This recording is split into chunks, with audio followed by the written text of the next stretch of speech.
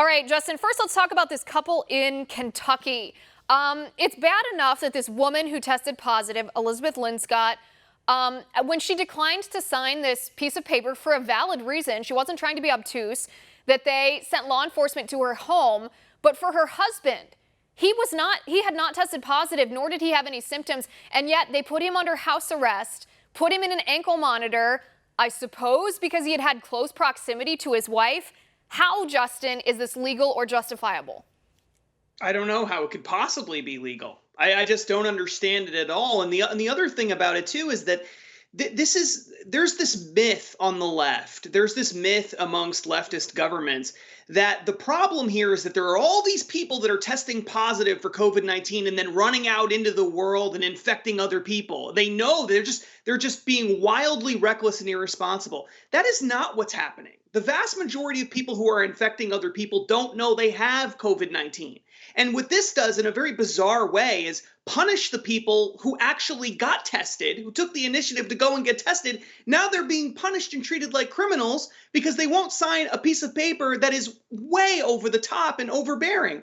This is incredible. We should be encouraging widespread testing, not punishing the people who are actually getting tested. And yet this is exactly what's happening. If they just took the resources that they spent on punishing this couple and they put it toward testing people, just widespread testing, we would all be much better off than we are right now.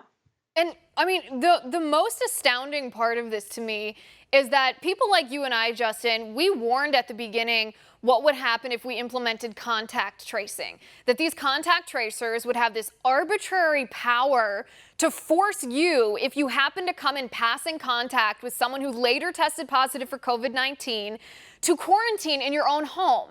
And I remember saying on this show, so what happens if you come in contact with someone who's positive for COVID-19 and you're forced to quarantine for 2 weeks, and then after 2 weeks, when you're fine, you go out of your home, you go to the grocery store, and you accidentally come in contact with someone else who tests positive for COVID-19. Are you going to be quarantined to your house for 2 more weeks? And where does this end? This isn't someone who actually has the virus. This is just someone who came in contact with someone.